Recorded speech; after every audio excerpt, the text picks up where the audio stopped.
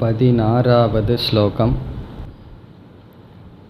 ஞானேன து ததஜ்ஞானம்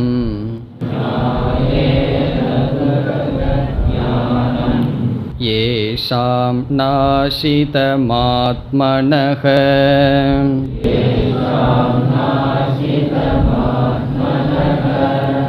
தேஷாமாதித்யவத்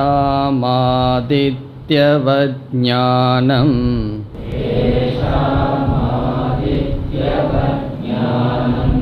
பிரகாஷயதி தத்பரம்.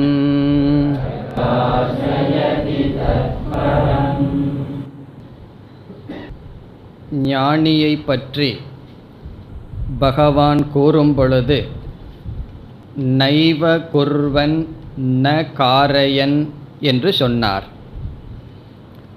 ஞானியானவன் எதையும் செய்யாமலும் எதையும் செய்விக்காமலும் இந்த ஷரீரத்தில் இருந்து கொண்டு வருகின்றான். நவத்வாரே புரே தேகி நைவ குர்வன் ந காரயன் என்று கூறினார். பிறகு ஞானி மட்டும் என்ன காரணத்தினால் எதையும் செய்யாதவன் எதையும் செய்விக்காதவன் என்ற சந்தேகம் வரும்பொழுது ஆத்மாவினுடைய சொரூபம் எதையும் செய்வதில்லை, எதையும் செய்விப்பதில்லை. இப்படிப்பட்ட ஆத்மாவை நான் என்று அறிந்த காரணத்தினால் ஞானியும் கர்த்தாவாக இல்லை, காரயிதாவாக இல்லை. ஆத்மாவினுடைய லட்சணம் தன்னுடைய லட்சணம் ஆகின்றது. ஆத்மா செய்வதில்லை, செய்விப்பதில்லை. ஞானியும் எதையும் செய்வதில்லை, எதையும் செய்விப்பது இல்லை. அதேபோல ஆத்மா போக்தாவுமல்ல, போஜயிதாவுமல்ல. எதையும் அனுபவிப்பதில்லை, எதையும் அனுபவிக்க வைப்பதும் இல்லை. ஞானிக்கும் அதே நிலை என்று பகவான் கூறி வந்தார். பிறகு 16வது ஸ்லோகத்தில் அஞ்ஞானத்தை நாசம் செய்து ஞானத்தை அடைந்தால் அந்த ஞானமானது ஆத்ம தத்துவத்தை பிரகாசப்படுத்தும் என்று பகவான் கூறினார். இதை இவ்விதம் கூறுவதற்கு காரணம் 15வது ஸ்லோகத்தின் இறுதியில் என்ன சொன்னார்? எல்லா துயரத்திற்கும் மோகத்திற்கும் காரணம் அஞ்ஞானேன ஞானம் ஆவிருதம் என்று சொன்னார். எல்லா விதமான துயரத்திற்கும் மூல காரணம் அஞ்ஞானம். அஞ்ஞானத்தினால் விவேக சக்தியானது மறைக்கப்பட்டிருக்கின்றது. தேன ஜந்தவக முஹ்யந்தி, ஆகவே ஜந்துக்கள் மோகத்தை அடைந்திருக்கிறார்கள் என்று சொன்னார். அப்பொழுது நமக்கு சந்தேகம் வரலாம், இந்த அஞ்ஞானமோ அனாதி, அனாதியான அஞ்ஞானத்தினால் அறிவானது விவேகம் மூடப்பட்டால் எப்படி இந்த விவேகத்தை அடைதல் என்றால் ஞானேன ஏஷாம் ஆத்மனக அஞ்ஞானம் நாசிதம். ஞானத்தினால் நாம் ஆத்மாவை பற்றிய அஞ்ஞானத்தை நீக்க முடியும் என்று சொன்னார். சென்ற வகுப்பில் அஞ்ஞானத்தினுடைய சொரூபத்தை நாம் பார்க்கையில் அது அனாதி, ஆவரண சொரூபம், பிறகு ஞான நாஷ்யம் என்று பார்த்தோம். ஞானத்தினால் அது நீக்கத்தக்கது என்று பார்த்தோம். அதை இங்கு பகவான் கூறினார்.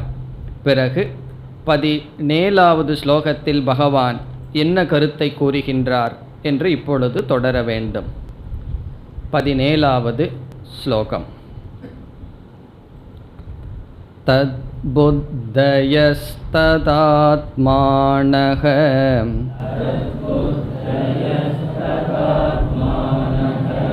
தன்னிஷ்டாஸ்தத்பராயணாஹ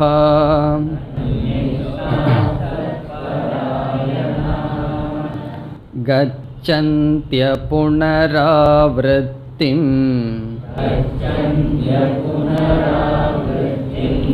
ஞான நிர்தூத கல்மஷாஹ.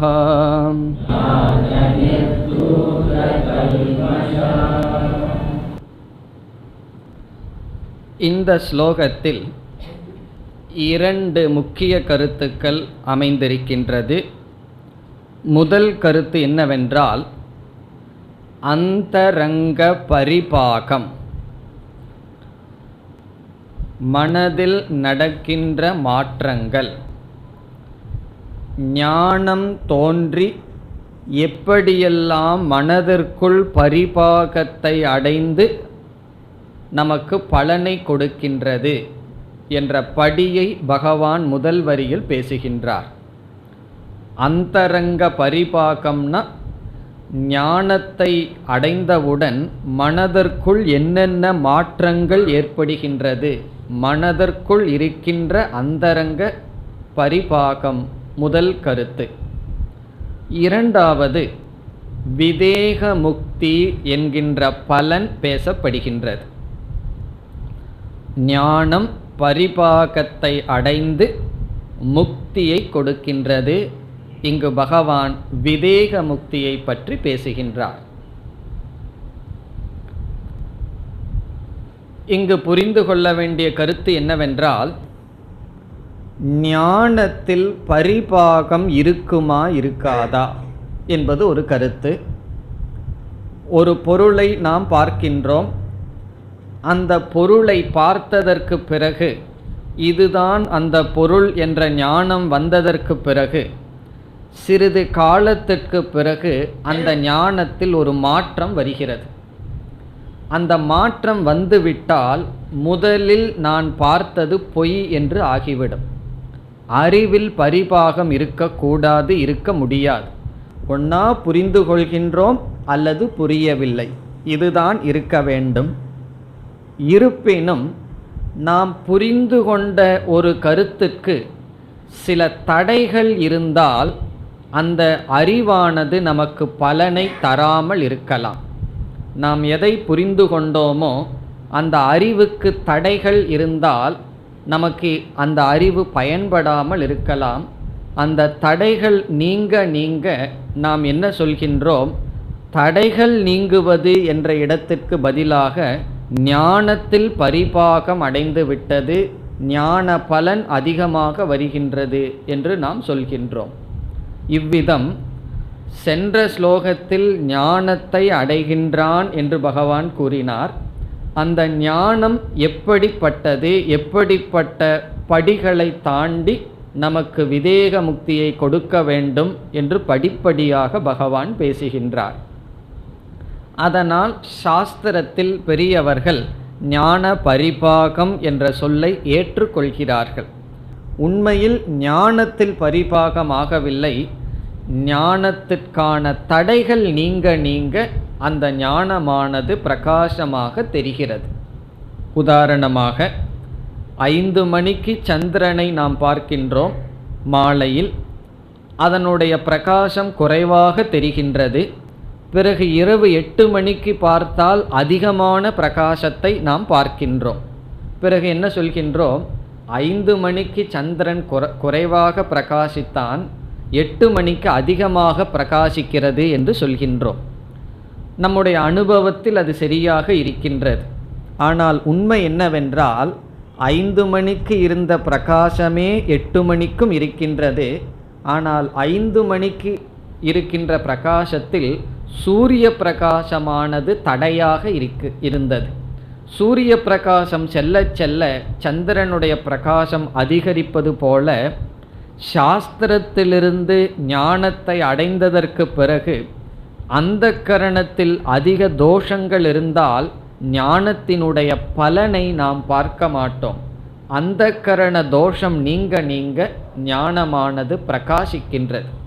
அந்த மனதிற்குள் ஞானம் படிப்படியாக எப்படி பிரகாசிக்கின்றது, என்னென்ன ஸ்டேஜ் படிகளை ஒரு சாதகன் கடந்து செல்கின்றான், அதை அழகாக பகவான் முதல் வரியில் கூறுகின்றார். இப்பொழுது அந்த கருத்திற்கு செல்கின்றோம். முதல் சொல் தத் புத்தயக. அனைத்து சொற்களும் ஞானியை குறிக்கின்ற சொல். இந்த ஞானியானவன் எப்படிப்பட்டவனாக இருக்கின்றான்? தத் புத்தயக என்றால், தது என்ற சொல் பிரம்மத்தை குறிக்கின்றது. தஸ்மின் பிரம்மணி புத்திஹி, அந்த பிரம்மத்திடம் புத்தியை வைத்தவன். தத் புத்தயக என்றால் அதில் புத்தியை வைத்தவர்கள் என்பது பொருள். அதில் அறிவை வைத்தவர்கள். தத் புத்தயக என்பது பன்மையில், ப்ளூரல் இருக்கு. ஞானிகள் எப்படிப்பட்டவர்கள்? அதில். அதில் என்றால் பிரம்மத்தில், பிரம்மணி. புத்திஹி ஏஷாம் தே, எவர்கள் பிரம்மத்திடம் புத்தியை வைத்துள்ளார்களோ. இதனுடைய அர்த்தம் என்ன? பிரம்மத்தை புரிந்து கொள்வதில் புத்தியை பயன்படுத்தி கொண்டு இருப்பவர்கள். புத்தியை பிரம்மத்தை புரிஞ்சுக்கிற விஷயத்தில் பயன்படுத்தி கொண்டு இருப்பவர்கள். எல்லாருக்கும் அதே புத்தி தான், ஞானிக்கும் அதே புத்தி தான். ஒரு பிஸ்னஸ் மேக்னட்னெல்லாம் சொல்கிறோமே, அவனுக்கும் அதே புத்தி தான். புத்தியை பயன்படுத்தி ஏழ்மையாக இருக்கிறவன் பெரிய செல்வந்தனாகிறான். புத்தியை பயன்படுத்தி மூடனாக இருக்கிறவன் பெரிய பண்டிதனாக மாறுகின்றான். அப்படி புத்தியை பயன்படுத்தித்தான் எல்லோரும் எதையோ அடைகிறார்கள். இந்த புத்தி என்பது ஒரு கரணம், ஒரு இன்ஸ்ட்ருமெண்ட். ஞானி எதற்கு புத்தியை பயன்படுத்துகின்றான்? புத்தியை பயன்படுத்தினா தானே மற்றவர்களை எல்லாம் ஏமாற்ற முடியும், நம்மெல்லாம் வாழ்க்கையில் பொருள்களை எல்லாம் அடைய முடியும். எல்லாமே புத்தியை பயன்படுத்தினா தான் நடக்கும். இவன் எங்கு புத்தியை வைத்துள்ளான்? எதற்காக புத்தியை பயன்படுத்துகின்றான்? தத் புத்தயக, பிரம்மத்தை புரிந்து கொள்வதில் அவன் புத்தியை பயன்படுத்துகின்றான். இந்த புத்தி தேஞ்சு போகிறதுக்கு முன்னாடி என்ன பண்ணிடணும்? பிரம்மத்தை புரிந்து கொள்ள வேண்டும். புத்தியை பொருளை சம்பாதிக்கிறதுக்கோ வேறு ஏதாவது காரியத்துக்கோ பயன்படுத்தி புத்தி நஷ்டமாகிற சமயத்தில், புத்தியெல்லாம் போனதற்கு பிறகு பிரம்மத்தை புரிஞ்சிக்க முயற்சி பண்ணுறன்னா எப்படி முடியும்? ஆகவே இங்கு பகவான் சொல்கிறார், இந்த ஞானிகள் யார் என்றால் அவர்களுடைய புத்தியை பிரம்மத்தை புரிந்து கொள்வதற்காக பயன்படுத்தியவர்கள், பிரம்மத்திடம் வைத்தவர்கள். அவர்களுடைய புத்தியெல்லாம் பிரம்மத்தை பயன்படுத்த உபயோகம் செய்தவர்கள், அல்லது பிரம்மத்தை புரிந்து கொள்ள புத்தியை பயன்படுத்தியவர்கள். எப்படி, எந்த உதவியுடன் பயன்படுத்தினார்கள் என்றால், மகா வாக்கியத்தினுடைய துணை கொண்டு, உபனிஷத்தினுடைய துணை கொண்டு, அந்த வாக்கியத்தை கோலாக பிடித்து கொண்டு அதில் அவர்கள் புத்தியை செலுத்தியவர்கள். நம்ம எதையோ வாக்கியத்தை விசாரம் பண்ணிகிட்டு இருக்கோம். அவன் இந்த மாதிரி சொன்னான், இவன் இந்த மாதிரி சொன்னான், அவன் சொன்னதில் இப்படி ஒரு அர்த்தம் இருக்கு. ஒருத்தருடைய வாக்கியத்தை நம்ம எவ்வளோ விசாரம் பண்ணி என்னென்ன அர்த்தமெல்லாம் பார்க்குறோம். ஆனால் மகா வாக்கியத்தை விட்டுறோம். அப்படி விடாமல் மகா வாக்கியத்தை விசாரம் செய்து கொண்டு இருப்பவர்கள், சிந்தித்து கொண்டு இருப்பவர்கள். இது முதல் லட்சணமாக பகவான் சொல்கிறார். இப்போ தத் புத்தயக என்றால் பிரம்மத்தை புரிந்து கொள்வதில் அறிவை பயன்படுத்தியவர்கள் ஞானிகள். அடுத்த சொல் ததாத்மானக. ததாத்மானக என்றால் அந்த பிரம்மஸ்வரூபமாகவே இருப்பவர்கள். ததாத்மானக, அந்த சொரூபமாக இருப்பவர்கள், அதான் பொருள். ததுனா அந்த, ஆத்மான சொரூபம், அந்த சொரூபமாக இருப்பவர்கள். இங்கு அந்த என்ற சொல் பிரம்மத்தை குறிக்கின்றது. பிரம்மஸ்வரூபமாக இருப்பவர்கள். இப்போ பிரம்மஸ்வரூபாகா அப்படின்னு அர்த்தம். இது எதை குறிக்கின்றது என்றால், பிரம்மத்தை நான் புரிந்து கொள்கின்றேன், நான் புரிந்து கொள்பவன், பிரம்ம புரிந்து கொள்ளக்கூடிய விஷயம் என்ற பேதமும் இருக்கலாம், தோன்றலாம். அந்த பேதத்தை நீக்கியவர்கள். கிரகீதா கிராஹ்யம் என்ற பேதத்தை நீக்கியவர்கள், ஞாதா ஞேயம் என்ற பேதத்தை நீக்கியவர்கள். இந்த புத்தியை பயன்படுத்தும் போது பிரம்மத்தை புரிந்து கொள்கின்ற விஷயமாக பயன்படுத்துவோம். பிறகு புரிந்து கொண்ட பின் அந்த பிரம்ம நான் என்று புரிந்து கொண்ட பின் அறிபவன் அறியப்படும் பொருள் என்ற பேதமானது நீங்கி அறியப்படும் சொரூபமாகவே அவர்களை வைத்திருப்பவர்கள். இப்போ ததாத்மானகங்கிற சொல் ரொம்ப அழகான சொல். முதல்ல புத்தியை பயன்படுத்தி அந்த பிரம்மத்தை புரிஞ்சுக்க முயற்சி பண்ணுறோம். புரிஞ்சுக்கும் போது எப்படிப்பட்ட ஞானம் நமக்கு வந்தது?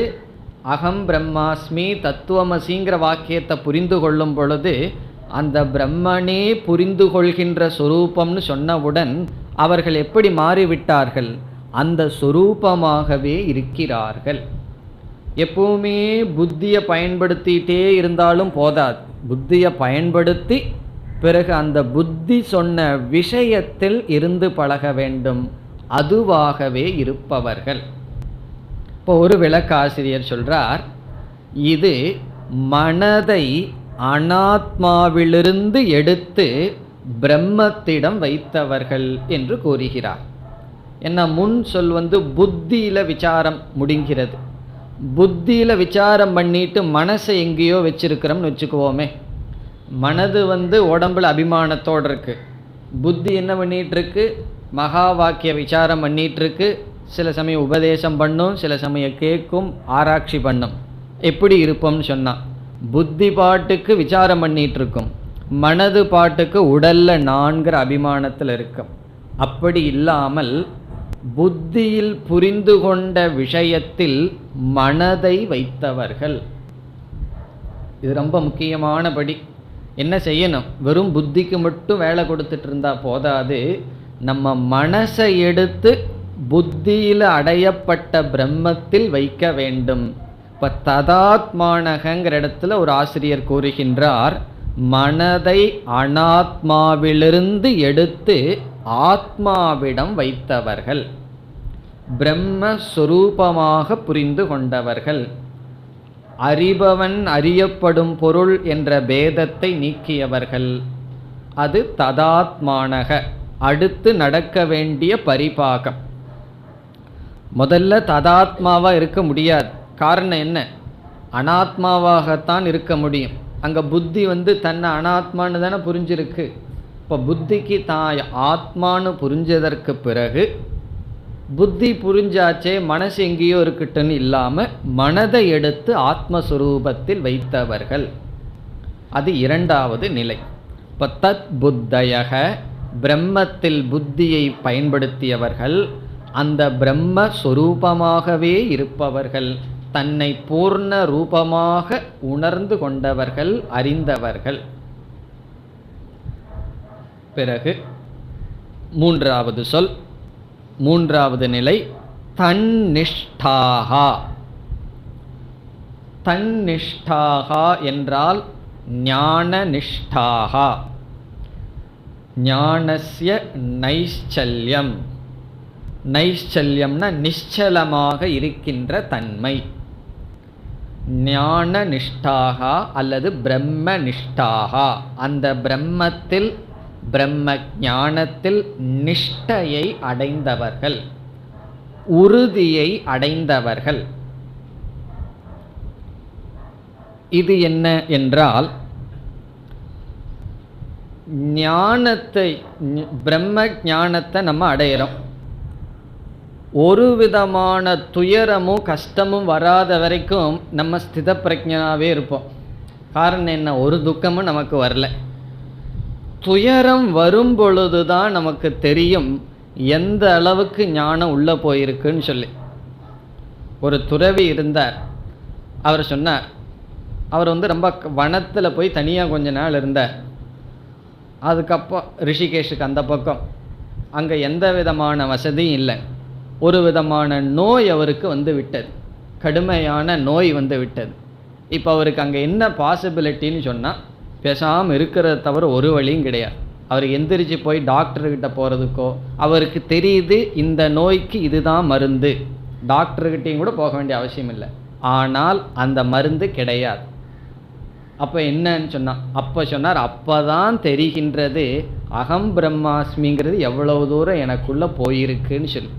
அப்போ சொல்கிறார், நான் கண்ணை மூடுன்னா அந்த மெடிசன் தான் ஞாபகத்துக்கு வருதே தவிர பிரம்மன் ஞாபகத்துக்கு வரல. காரணம் என்ன? அவருக்கு அந்த அறிவு வேறு இருக்கு, இந்த நோய்க்கு இந்த மருந்து சாப்பிட்டா சரியாயிரும். ஆனால் மருந்து கிடையாது. கஷ்டப்பட்டு அந்த நோயை அனுபவித்து பிறகு ஏதோ பொழைச்சிட்டார். அதனால தான் இதை சொல்ல முடிஞ்சுது. அதுக்கப்புறம் வந்தார். அப்போ சொன்னார், அப்போ கண்ணில் என்ன வந்ததுன்னு சொன்னால் ஔஷதம்தான் பிரம்மனாக இருந்ததே தவிர பிரம்மன் வரவில்லைன்னு சொன்னார். இப்போ இந்த ஞானத்தை அசைக்கிறதுக்கு பிராரப்தம் வந்துவிடும். நம்ம பிராரப்தம் என்ன செய்துவிடும்? விதவிதமான சுக துக்கத்தை கொடுத்து, முதல்ல துக்கத்தை கொடுத்து பார்க்கும். அதுக்கு நம்ம அசையலை அப்படின்னு சொன்னால் சுகத்தை கொடுத்து பார்க்கும், அதில் அசைஞ்சிருவோம். புகழை கொடுத்து பார்க்கும், வேறு எதையாவது கொடுத்து பார்க்கும், பணத்தை கொடுத்து பார்க்கும், அதில் விழுந்து விடுவார்கள். நம்ம நினச்சிட்டு இருக்கோம் துக்கம்தான் நமக்கு தடைன்னு சொல்லி. முதல்ல பகவான் கொஞ்சம் துக்கத்தை கொடுத்து பார்ப்பார், அதுலேயே விழுந்துட்டான்னா ஓகே போதுன்னு விட்டுருவார். அதுலேயும் விழுகலினா தான் சுகத்தை கொடுத்து பார்ப்பார், புகழை கொடுத்து பார்ப்பார், எதையோ கொடுத்து பார்ப்பார், பெரிய ஆசிரமத்தை கொடுத்து பார்ப்பார், இதெல்லாம் பண்ணி பார்ப்பார். அதுக்கும் விழுகலையா, சரி இவன் இனி நம்மகிட்ட தான் இருப்பான்னு முடிவு பண்ணுவார். அப்படி இந்த பிராரப்தமானது விதவிதமான பொருள்களை கொடுத்து நம்முடைய ஞானத்தினுடைய நிஷ்டைக்கு தடையாக இருக்கும். அந்த துயரமோ அல்லது போகமோ வேறு எது வந்தாலும் நம்முடைய ஞானத்திலிருந்து விலகாமல் இருப்பது தன்னிஷ்டாகா, ஞான நிஷ்டாகா, பிரம்ம நிஷ்டாகா, பிரம்மத்திடம் நிலை பெற்றவர்கள். காரணம் என்னன்னு சொன்னால், இவனுக்கு ஆரம்பத்தில் இருக்கிற நித்திய வஸ்து விவேகமும் வைராக்கியமும் பூர்ணமாக இருக்கணும். எந்த பொருள் வந்தாலும் அதில் அனித்தியத்துவத்தை பார்க்குற புத்தி தெளிவாக இருக்க வேண்டும். பிறகு காரிய காரண ஞானமும் ரொம்ப அவசியம். இந்த போகத்தை நான் அனுபவித்தால் இந்த சுகத்துக்கு தகுந்த துக்கத்தை நான் அனுபவிப்பேங்கிற ஞானம் ரொம்ப அவசியம். அதை பற்றி விசாரம் பண்ண போகிறோம். வைராகியத்தினுடைய பெருமையை சில ஸ்லோகங்களுக்கு பிறகு பகவான் சொல்ல போகிறார். அங்கே நல்லா விசாரம் செய்யலாம். அந்த நிஷ்டை இருந்தால்தான், வைராகியத்தில் நிஷ்டை இருந்தால்தான் ஞானத்தில் அவனுக்கு நிஷ்டை கிடைக்கும். இப்போ தன் நிஷ்டாகா, ஞான நிஷ்டாகா, பிரம்ம நிஷ்டாகா, அது அடுத்த நிலை. இப்போ முதல்ல தத் புத்தயக, பிரம்மத்திடம் புத்தியை வைத்தவர்கள், அவர்களுடைய முழு புத்தியையும் பயன்படுத்தியவர்கள். இப்போ பெரிய பெரிய விஞ்ஞானிகள் எல்லாம், மனோதத்துவ நிபுணர்களெல்லாம் என்ன சொல்கிறார்கள்? நம்மிடம் இருக்கின்ற மனதனுடைய 5% தான் பயன்படுத்துகிறோமா, 95% மனதை சும்மா வச்சுருக்கோம், பயன்படுத்தாமல் வைத்திருக்கிறோமா. அப்படி இல்லாமல் புத்தியை முழுமையாக பயன்படுத்தியவர்கள் பிரம்மத்திடம், பிரம்ம விஷயத்தில். பிறகு அதில் புரிந்து கொண்ட தத்துவத்தில் மனதை வைத்தவர்கள்.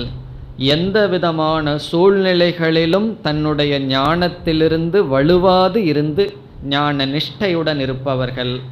3 படி. கடைசியாக தத்பராயணாகா. தத்பராயணாகா என்ற சொல்லுக்கு சங்கரர் தன்னிடத்தில் சுகமாக இருப்பவர்கள் என்று கூறுகிறார்.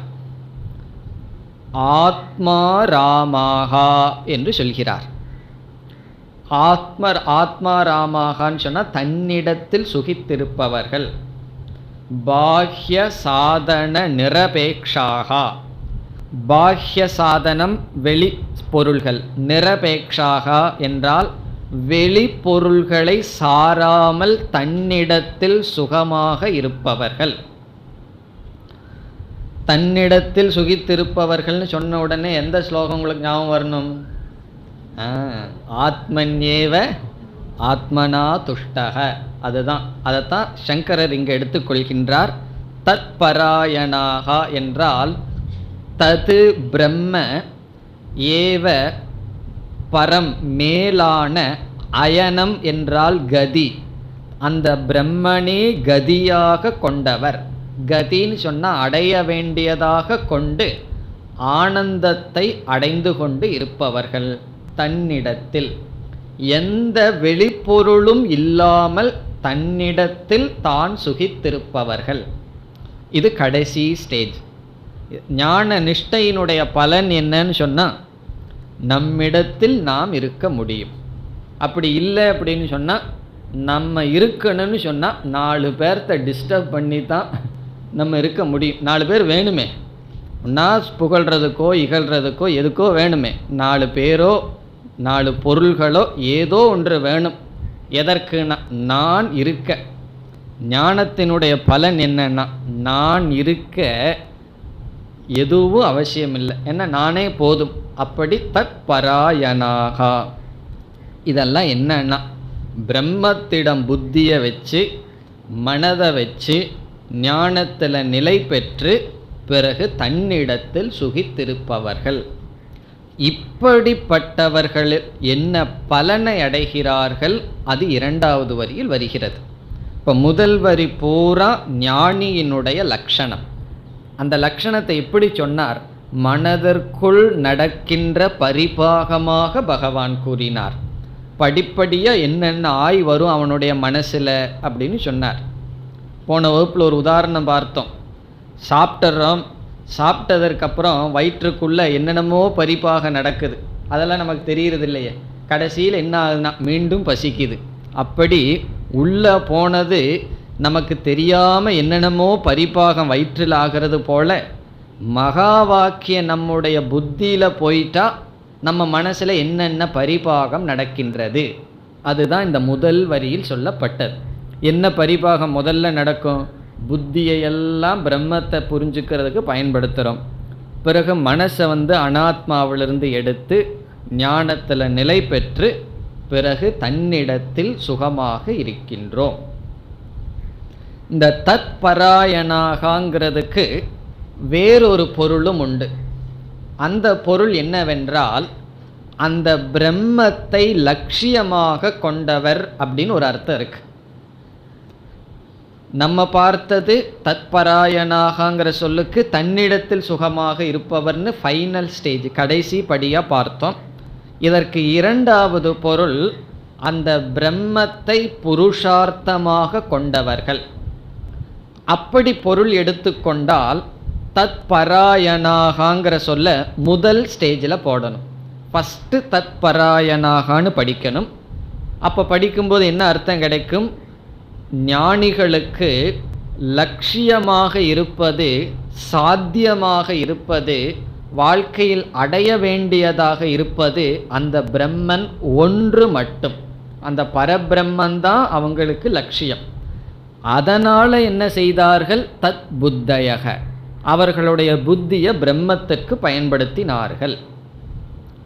இப்போ பணம்தான் லட்சியம்னு ஒருத்தன் முடிவு பண்ணிட்டான்னு வச்சுக்குவோமே, அவன் புத்தியை எதுக்கு பயன்படுத்துவான்? பணத்தை சம்பாதிக்கிறதுக்கு பயன்படுத்துவான். அப்படி எதை நாம் லட்சியமாக வைக்கிறோமோ நம்முடைய முழு வாழ்க்கையே அதற்கு தகுந்த மாதிரி மாற்றிக்கொள்வோம். இப்போ ஒரு பையன் ஒரு கேம்ஸில் மேலே வரணும்னு நினச்சான்னா அவனுடைய புத்தி எதற்கு இருக்கும்? பிறகு அவனுடைய மனசு எதில் இருக்கும்? அவன் ரூம்ல எல்லாம் எந்த ஃபோட்டோ இருக்கும்? அந்த கேமில் மேலோங்கி யார் வந்தாங்களோ அந்த ஃபோட்டோவை தான் வச்சுக்குவான். நம்ம என்ன வச்சுக்குவோம்? முருகருடைய ஆண்டி ஃபோட்டோ வச்சுக்குவோம், கொஞ்சம் வைராகியம் வருத்தேன்னு சொல்லி. அதுவும் சில பேர் ராஜா உடை அந்த தான் வச்சுக்க விரும்புகிறார்கள். வேதாந்தத்துக்கு வந்தால் பகவானை ஆண்டியாக மாற்றி தான் பார்க்கணும்.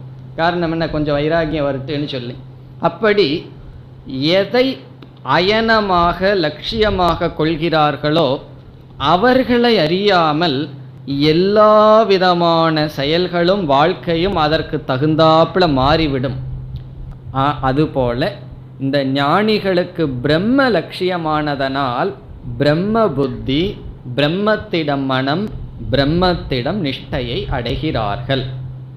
இப்போ தத்பராயணாகங்கிறதுக்கு 2வது பொருள் சொன்னால் ஃபஸ்ட்டு ஸ்டேஜில் வரும், பிரம்மத்தை லட்சியம்னு வரும். நாம் முதல் சொன்னபடி கூறினால் அந்த முதல் சொன்னதைத்தான் சங்கரர் எடுத்துக்கொள்கின்றார். அதனுடைய அடிப்படையில் கடைசி ஸ்டேஜ், கடைசி படி என்னன்னா நம்மிடத்தில் நாம் இருத்தல். இவ்வளோ கஷ்டப்பட்டு கீதை உபனிஷத் எல்லாம் படித்து கடைசியில் என்ன பண்ணுறோம்னா, எதை அடையிறோம்னா, பேசாமல் நம்மிடத்தில் நாம் இருந்து பழகிறது தான் அடைய வேண்டியது. ரொம்ப தூரத்தில் இருக்கா ரொம்ப பக்கத்தில் இருக்கான்னா, நம்மளிடத்தில் நாம் இருக்கிறது ரொம்ப தூரத்தில் இருக்கிறதா பக்கத்தில் இருக்கான்னா ரெண்டும் சொல்லலாம். நம்மையே நாம் அடையிறது ரொம்ப தூரத்தில் இருக்குன்னு சொல்லலாம்.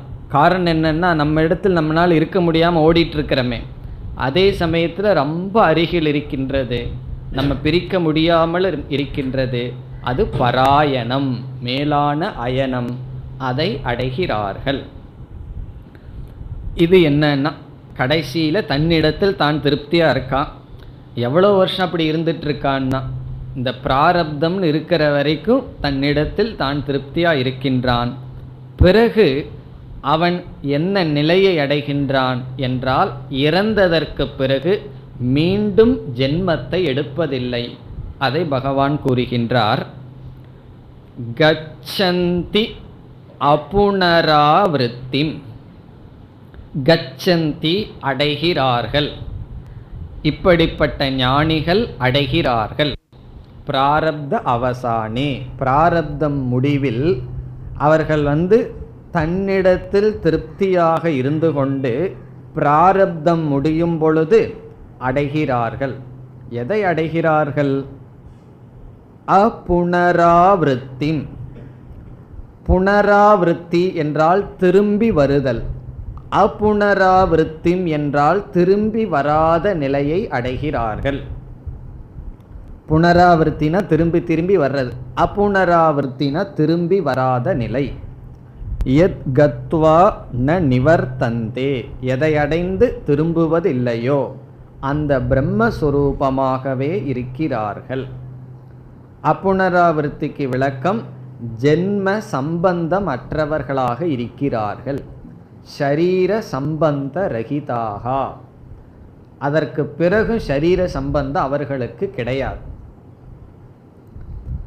பிறகு கடைசி சொல், மீண்டும் கடைசி சொல் ஞானியை குறிக்கின்ற சொல். ஞான நிர்தூத கல்மஷாஹா.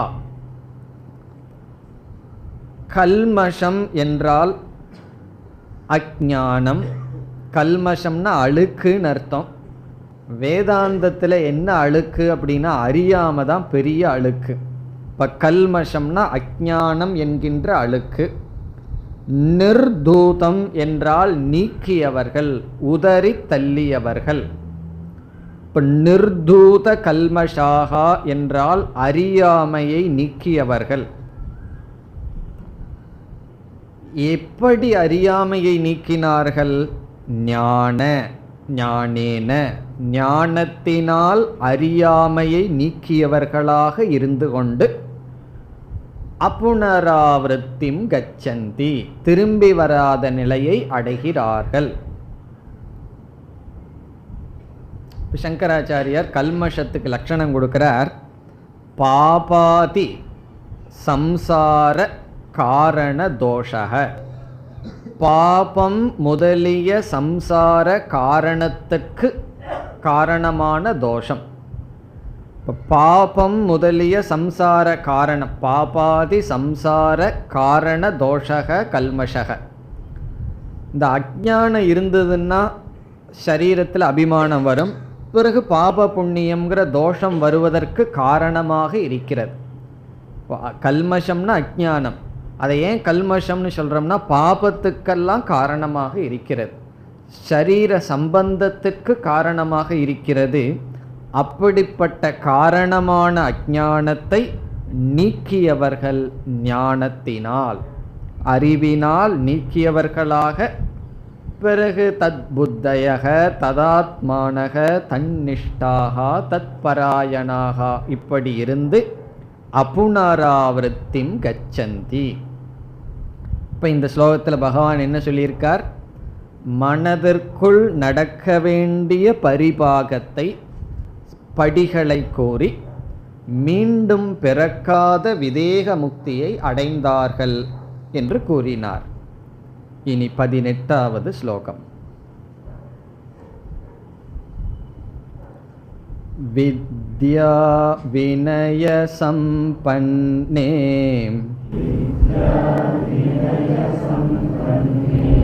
பிராமணே கவிஹஸ்தினி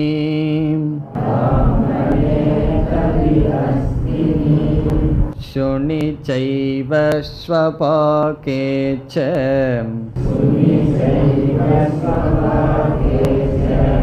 பண்டிதா சமதர்ஷினஹ.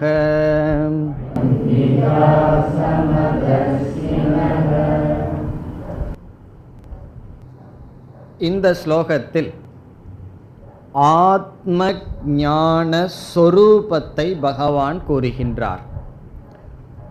ஆத்ம ஞான சொரூப லக்ஷணம் கவனமாக புரிந்து கொள்ள வேண்டும். ஆத்ம லக்ஷணம் அல்ல, ஆத்ம ஞானத்தினுடைய லக்ஷணம். ஆத்ம ஞானத்தை உடையவன் எப்படிப்பட்ட பார்வையை உடையவனாக இருக்கின்றான்? பண்டிதர்கள் தத்துவம் கதம் பஷ்யந்தி, பண்டிதர்கள் தத்துவத்தை எப்படி பார்க்கிறார்கள்? இப்போ பகவான் என்ன சொல்கிறார் இந்த ஸ்லோகத்திலேன்னு சொன்னால், ஞானியினுடைய மனசை சொல்கிறார். அவர்கள் உலகத்தை எப்படி பார்ப்பார்கள், அவர்களுடைய விஷன், ஞானியினுடைய பார்வையை பகவான் சொல்கிறார். இதை நம்ம தெரிஞ்சுக்கணுமா தெரிஞ்சுக்க கூடாதா? ஞானியினுடைய பார்வை எப்படி இருக்குன்னு தெரிஞ்சாதான் நம்ம பார்வை இப்போ எப்படி இருக்குன்னு தெரிஞ்சு அது ஞானியினுடைய பார்வைக்கு டேலி ஆகுதா இல்லை ஆப்போசிட்டாக இருக்கான்னு தெரியுமே. இப்போ ஞானியினுடைய பார்வையை பகவான் சொல்கிறார். இது யாருனாலும் சொல்ல முடியும்? ஞானியாக இருக்கிற பகவானால தானே சொல்ல முடியும். நம்ம சொன்னோம்னா நம்ம பார்வையை தானே சொல்ல முடியும். நம்மன்னு சொன்னால் அஞ்ஞானத்தில் இருக்கும் பொழுது. இப்போ ஞானியினுடைய விஷன், ஞானியினுடைய தர்ஷனத்தை பகவான் சொல்கிறார். இந்த உலகத்தை ஞானி எப்படி பார்ப்பான்? ஞானம் அந்த உடனே பிராரப்த கர்மத்தினால உடலுடன் இருந்து கொண்டு உலகத்தில் விவகாரம் பண்ணிட்டு இருக்கானே, ஆகவே அவன் எப்படி இந்த உலகத்தை பொருள்களை பார்ப்பான்? இதில் பகவான் என்ன செய்கிறார்? சில பொருள்களை உதாரணமாக எடுத்துட்டு சொல்கிறார். இவைகளையெல்லாம் எப்படி பார்ப்பான்னு சொல்கிறார். ஏன்னா உலகத்தில் இருக்கிற எல்லா பொருளையும் எடுத்துட்டு சொல்ல முடியாது. உதாரணத்துக்கு சில பொருள்களை எடுத்துட்டு இப்படிப்பட்ட பொருள்களில் ஞானியினுடைய தர்ஷனம் எப்படி இருக்கும் அதை சொல்கிறார். அதனுடைய பதில் சமதர்ஷினக. அதுதான் பதில். சமமான பார்வையை உடையவர்கள். இதுதான் பண்டிதர்களினுடைய தர்ஷனம். தோஷ தர்ஷனம், பண்டித லட்சணம்னு ஒன்று இருக்குது. தோஷத்தை பார்க்கறது பண்டிதனுடைய லட்சணம்னு ஒன்று இருக்குது. இப்போ ஒருவர் நல்ல இலக்கணம் படிச்சிருக்காருன்னு சொன்னால் ஒரு வார்த்தையை சொன்னால் உடனே தோஷத்தை பார்த்துருவார். அதனால் யாருக்கு தோஷம் தெரியுதோ அது பண்டித தர்ஷனம் சொல்லுவார்கள். அந்த பண்டிதத்தை சொல்லலை. இங்கே ஆத்ம ஞானத்தை அடைந்தவர்களுடைய தர்ஷனம். இங்கே பண்டிதர்கள்னு சொன்னால் நம்ம புரிஞ்சிருக்கிற பண்டிட் அல்ல, ஆத்ம ஞானிகள். 2வது அத்தியாயத்தில் பகவான் சொல்லியிருக்கார், பண்டா அப்படின்னா ஆத்ம ஞானம். பண்டா அஸ்ய அஸ்தி இது பண்டிதக, ஆத்ம ஞானத்தை உடையவர்கள். அவர்களுக்கு என்ன தர்ஷனம் இருக்கும்னா சமதர்ஷினக. மற்றவர்களெல்லாம் யாருன்னா விஷம தர்ஷினக. நம்மளுக்கெல்லாம் விஷம தர்ஷனம் இருக்குது, சமமில்லாத தர்ஷனம். ஞானிகளுக்கு சமதர்ஷனம் இருக்கின்றது.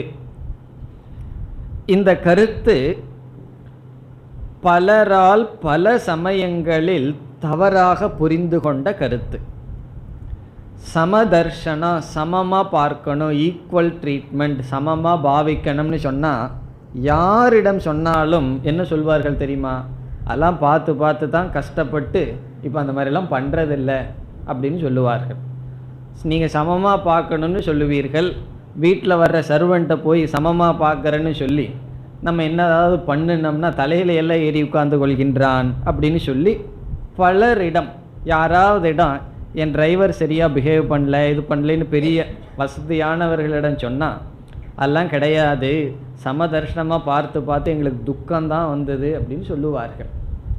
இப்போ சமதர்ஷனம்னு சொன்னால் கண்ணு சமமாக பார்க்குமா, வேறுபாடு இல்லாமல் பார்ப்பது. இப்போ கண்ணு எல்லாத்தையும் சமமாக பார்த்ததுன்னு வச்சுக்குவோமே, அதை சமதர்ஷனம்னு சொல்கிறோமா?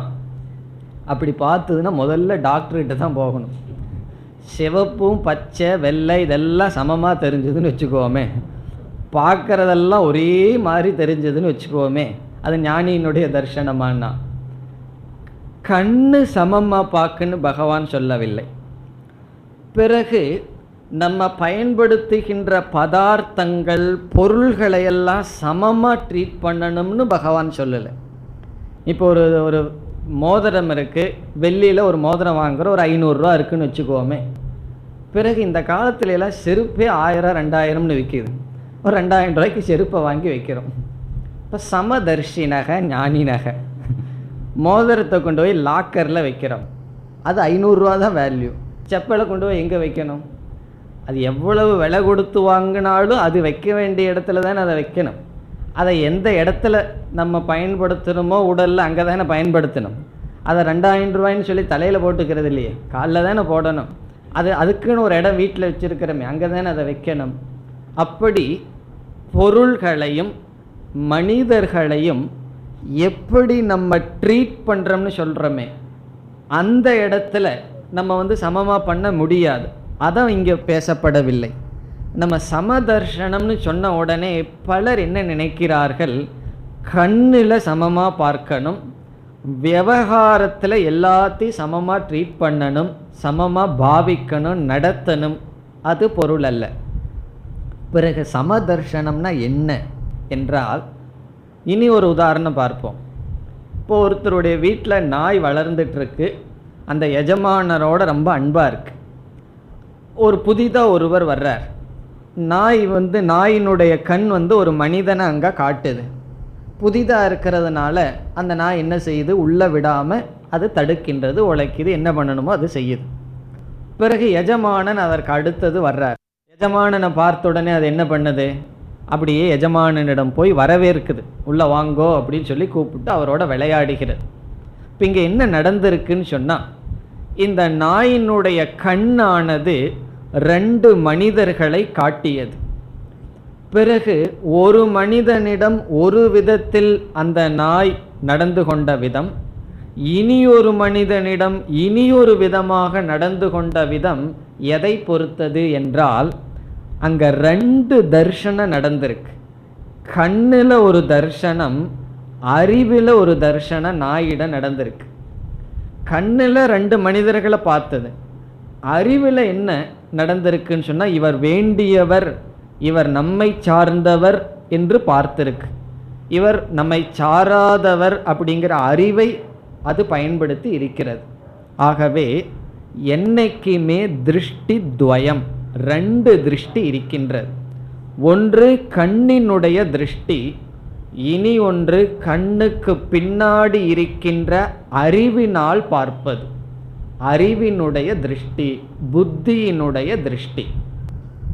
கண்ணு என்ன செய்யுதுன்னு சொன்னால், அந்தந்த பதார்த்தத்தை அப்படியே காட்டுது. கண்ணு வேற்றுமையை காட்டுறதுக்கு தான் பகவான் கண்ணையே படைச்சிருக்கார். இப்போது அந்த வேற்றுமையை கண் பார்க்கின்றது. இது சக்ஷுஷக திருஷ்டி, கண்ணினுடைய திருஷ்டி. கண்ணினுடைய திருஷ்டியில் பகவான் சமத்துவமாக பார்க்க சொல்லலை, அதில் விஷமமாக பார்க்கறதுக்கு தான் பகவான் கண்ணையே படைச்சிருக்கார். கண்ணை கொஞ்சம் நல்லா பயன்படுத்தி கண்ணில் வேற்றுமையை நாம் பார்க்கின்றோம். ஆனால் கண்ணுக்கு பின்னாடி ஒரு அறிவு இருக்கே, அதுலேயும் நம்ம பார்க்கிறோம். இப்போ 2 விதத்தில் நம்ம பார்க்கின்றோம். கண்ணில் பார்க்கிற ஒரு திருஷ்டி, கண்ணுக்கு பின்னாடி இருக்கின்ற அறிவில் பார்க்கின்ற ஒரு திருஷ்டி. உண்மையில் நம்ம திருஷ்டி எல்லாம் அறிவினுடைய அடிப்படையில் தான் பார்த்துட்ருக்கிறோமே தவிர, கண்ணில் அறிவு திருஷ்டியில் பார்க்க கண்ணு துவாரமாக ஒரு வழியாக இருக்கிறது. கண்ணு எத்தனையோ பதார்த்தத்தை காட்டுது. உண்மையில் நாம் அறிவின் மூலமாக, மனதின் மூலமாகத்தான் உலகத்தை பார்த்து கொண்டு வருகின்றோம். இங்கே பகவான் சமதிருஷ்டின்னு சொல்கிறது கண்ணில் சமமாக பார்க்கணுன்னு சொல்லவில்லை, சொல்ல முடியாது, பார்க்க வேண்டிய அவசியம் இல்லை. பிறகு விவகாரத்தில் எல்லாத்தையும் சமமாக நடத்தணும் அப்படிங்கிறதையும் பகவான் சொல்லவில்லை. இங்கு பகவான் சமதிருஷ்டி சமதர்ஷனம்னு எதை சொல்கிறார்? முதல்ல எதை சொல்லவில்லைன்னு தெரிந்து கொள்ள வேண்டும். கண்ணில் சரியா எல்லாம் ஒன்றா தெரியணும், எல்லாம் பிரம்மமாக தெரியணும்னு சொல்லவில்லை. பிறகு அந்தந்த பொருள்களை அந்தந்த விதத்தில் நாம் நடத்தணும். இந்த ஞானம் ரொம்ப அவசியம். இதை தான் வியாவகாரிக ஞானம்னு சொல்கிறது. யாரை எங்கே வைக்கணுமோ அவர்களை அங்கே வைக்க வேண்டும். ஒரு பாட்டு கூட இருக்கு, யாரை எங்கே வைப்பது எங்கே யாருக்கும் தெரியலேன்னு ஒரு பாட்டு கேட்ட ஞாபகம் இருக்குது. அப்படி யாரை எங்கே வைக்கணுமோ அவர்களை அங்கே வைக்கிறது தான் விவகார ஞானம். இந்த ஞானமும் நமக்கு ரொம்ப அவசியம். அப்படி இல்லை அப்படின்னு சொன்னால் வைக்க வேண்டிய இடத்துல வைக்காமல் வைக்கக்கூடாத இடத்துல வச்சு பிறகு என்னென்னா விவகாரத்தில் துக்கப்படுவோம். இது ரொம்ப அவசியம். டிரைவர்கிட்ட போய் ஊர்க்கதை பேசிகிட்டு இருக்கக்கூடாது. டிரைவர்கிட்ட பேச வேண்டியதை பேசணும். மெய்டு சர்வெண்ட்கிட்ட போய் பக்கத்து வீட்டில் இருக்கிற கதையை கேட்கக்கூடாது. கேட்டால் நம்ம கதை அங்கே போகும். அப்படித்தானே சேகரிக்கிறது, விஷயம் சேகரிக்கிறது. எப்படி அந்த வீட்டில் என்ன நடந்தது, யார் வந்தான்னு இவகிட்ட கேட்கறது, அந்த அம்மா இவகிட்ட கேட்கறது, இப்படித்தானே பரவி கொண்டு இருக்கின்றது. அப்படி யாரிடம் எதை பேசணும், எவ்வளவு பேசணும், எப்படி பேசணுங்கிற எல்லா விதமான பேதமும் விவகாரத்தில் மிக மிக அவசியம். இதெல்லாம் கொஞ்சம் அனுபவத்தில் தான் நமக்கு வரும். இந்த விஷயத்தை இங்கு பகவான் பேசவில்லை. பிறகு பகவான் என்ன பேசுகின்றார் என்றால், நாம் அறிவு திருஷ்டியில் எப்படி பார்க்க வேண்டும்னு பேசுகிறார். அந்த திருஷ்டியை நாம் இரண்டாக பிரிக்கின்றோம். ஒன்று பிரதீதி திருஷ்டிகி, இனி ஒன்று சொரூப திருஷ்டிகி என்று பிரிக்கப்படுகின்றது. பிரதீதி திருஷ்டி, சொரூப திருஷ்டி. பிரதீதி திருஷ்டி என்றால் ஒரு பதார்த்தம் இருக்கின்றது, அந்த பதார்த்தத்தில் நாமரூப அம்சத்திற்கு முக்கியத்துவத்தை கொடுத்து பார்ப்பது பிரதீதி திருஷ்டி. ஒரு பதார்த்தத்தினுடைய அதிஷ்டானத்திற்கு முக்கியத்துவம் கொடுத்து பார்ப்பது சொரூப திருஷ்டி. இப்போ பிரதீதி திருஷ்டி, சொரூப திருஷ்டி. பிரதீத்தின்னு சொன்னால் அப்பியர், எது கண்ணுக்கு எடுப்பாக தெரியுதோ, கண்ணை எது கவர்கின்றதோ, அறிவை எது அட்ராக்ட் பண்ணுதோ அது பிரதீதி திருஷ்டி. அது மேலோட்டமாக பார்த்தா அதுதான் தெரியுது. சொரூப திருஷ்டின்னு சொன்னால் அதனுடைய தத்துவம் என்ன என்பது சொரூப திருஷ்டி. உதாரணம் பார்த்தா நமக்கு புரிஞ்சிடும். ஒரு மரத்தில் அழகா ஒரு நாய் பண்ணி வச்சிருக்கு, ஸ்டாச்சு, ஒரு சிலை செய்து வச்சிருக்கு. இந்த குழந்தைகள் பார்க்கும்போது அது அனைத்தும் மரம் அப்படிங்கிற அறிவு இருக்காது. பிறகு அந்த குழந்தை எதை பார்க்குது, நாய் அப்படின்னு அதை பார்த்து சொல்லுது. அந்த குழந்தை நாயோட பழகி இருந்ததுன்னா பக்கத்தில் போகும், இல்லை அப்படின்னா பயந்துட்டு போகும், ஏதோ ஒன்று செய்யும். ஆனால் அந்த குழந்தையினுடைய பிரதீதி என்ன, அங்கே எதுவாக இருக்குது அப்படின்னு சொன்னால் எது அப்பியர் ஆகுது, எது கண்ணுக்கு அறிவுக்கும், கண்ணுக்குன்னு சொன்னால் இங்கே அறிவுக்கு எது கவர்கின்றதுன்னு சொன்னால் நாயினுடைய நாமரூபம். இதை பிரதீதி திருஷ்டின்னு சொல்கிறோம். சொரூப திருஷ்டி என்னன்னா, சில பேர் என்ன சொல்லுவார்கள், அது தேக்கு மரம் அந்த மரம்னு விசாரம் பண்ண ஆரம்பிச்சிருவார்கள்.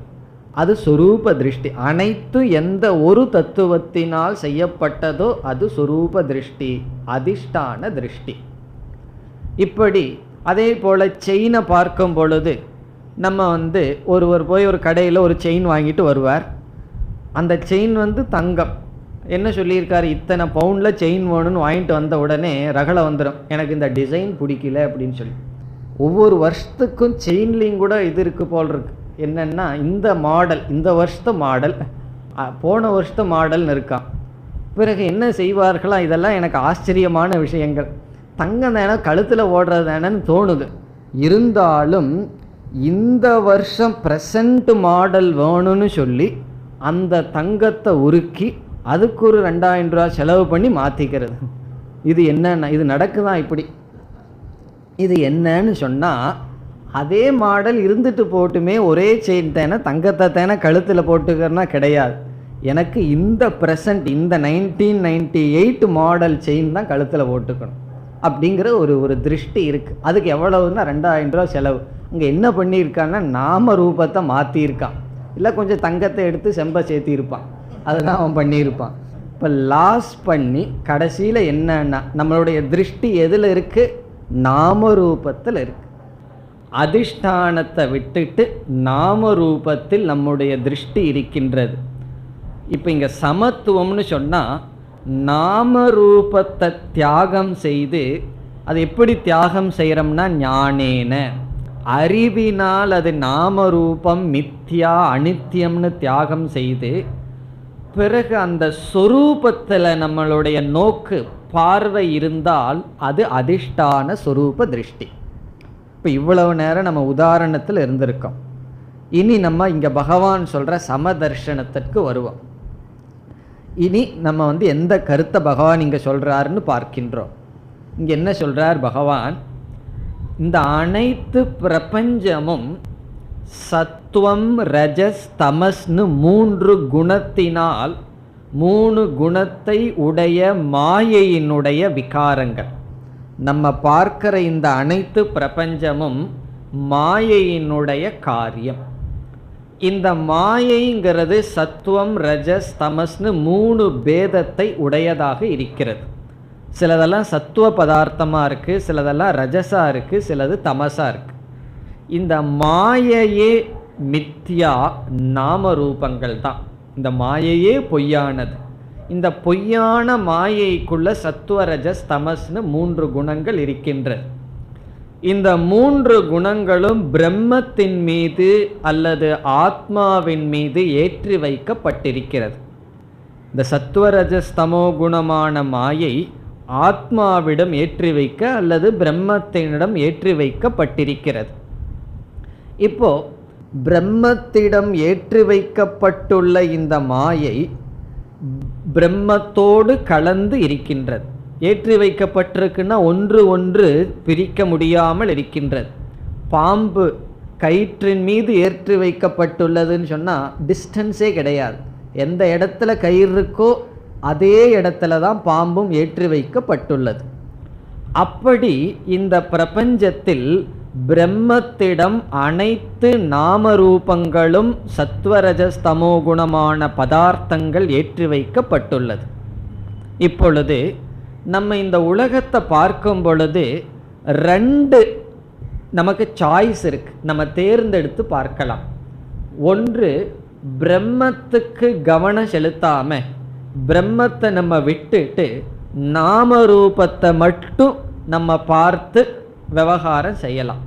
அதை வாழ்க்கையா சத்தியமாக கொண்டு பார்க்கலாம். அது ஒரு திருஷ்டி. அதைத்தான் பிரதீதி திருஷ்டி அப்படின்னு சொல்கிறோம். அதுதான் அட்ராக்டிவாக இருக்கும். பிரம்மன் அட்ராக்டிவாகவே இருக்காது. எது அட்ராக்டிவாக இல்லையோ அதுதான் பிரம்மன். எது நம்மளைய கவருதோ அது மாயை. எது நமக்கு அட்ராக்டிவாக தெரியுதோ அங்கே தான் கவனமாக இருக்கணும். அதுதான் மாயை. இந்த உலகம் என்ன பண்ணுதுன்னா, ஒவ்வொரு இந்திரியத்துக்கும் அது நம்மை கவர்ந்த வண்ணம் இருக்கின்றது. இப்போ புத்தியும் அது வழியாக சென்று அதையே சத்தியமாக கொண்டு பிறகு அதனுடைய விளைவான ராகத்வேஷம் காமக்ரோதம் லோபம் மோகம் இப்படிப்பட்ட மனநிலையுடன் வாழ்ந்து வருகின்றோம். இது பிரதீதி திருஷ்டி.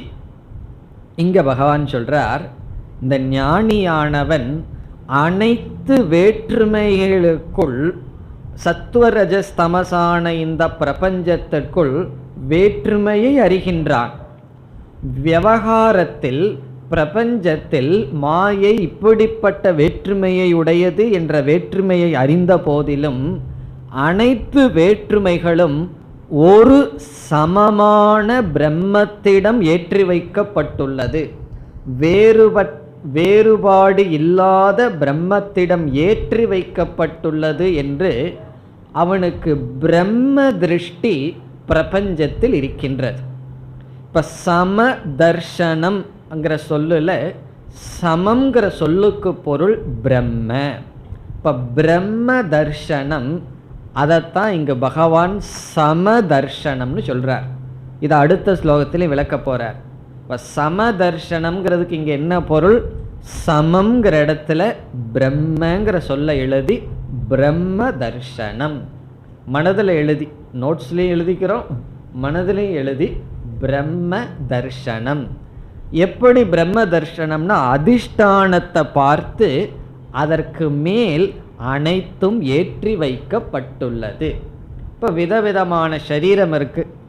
நாயை சாப்பிட்டு வாழ்கிற சரீரம் இருக்குது, பழங்களையெல்லாம் சாப்பிட்டு வாழ்கிற யோகியினுடைய சரீரமும் இருக்குது, அல்லது சத்துவமான பதார்த்தத்தை சாப்பிட்டு வர்ற சாத்விகமான புருஷனுக்கு உடம்பு தான், அல்லது பாம்பு வள்ளி இவைகளையும் சாப்பிட்டு வர்ற சரீரமும் இருக்குது. இப்படி விதவிதமான சரீரங்கள் இருக்கின்றன. அனைத்து விதமான நலங்கேடுகளும் அந்த சரீரத்தோடு நின்று விடுகிறது. பிறகு அந்த பிரம்மத்தை தொடுவதில்லை. சத்துவமான பொருள் பிரம்மத்தை பாதிப்பதில்லை, ரஜஸ் தமஸ் பிரம்மத்தை பாதிப்பதில்லை. ஆனால் சத்துவரஜஸ் தமஸ்க்குள்ள வேறுபாடு இருக்கின்றது. அதனால் எல்லாமே ஒன்று தான், நான் தமசாக இருக்கிறேங்கிறது பொருள் அல்ல. சத்துவரஜஸ் தமசுக்குள்ள வேறுபாடு இருக்கின்றது. இந்த மூன்றும் சமமான பிரம்மத்திடம் ஏற்றி வைக்கப்பட்டுள்ளது, பிரம்ம அதிஷ்டானம் என்று புரிந்து கொண்டு இங்கு பலவிதமான பதார்த்தத்தை சொல்லி இவைகளுக்குள் இருக்கின்ற வேற்றுமையை பார்ப்பது ஒன்று, இவைகளுக்குள் சமமான பிரம்மத்தை பார்ப்பது சமதர்ஷனம் என்று சொல்றார். இனி அடுத்த கேள்வி, இப்படிப்பட்ட சமதர்ஷனத்தினுடைய பலன் என்ன என்பது அடுத்த வகுப்பில் சிந்திக்கலாம். ஓம் பூர்ணமத பூர்ணமிதம் பூர்ணாத் பூர்ணமுதச்யதே பூர்ணஸ்ய பூர்ணமாதாய பூர்ணமேவாவசிஷ்யதே. ஓம் சாந்தி சாந்தி சாந்தி.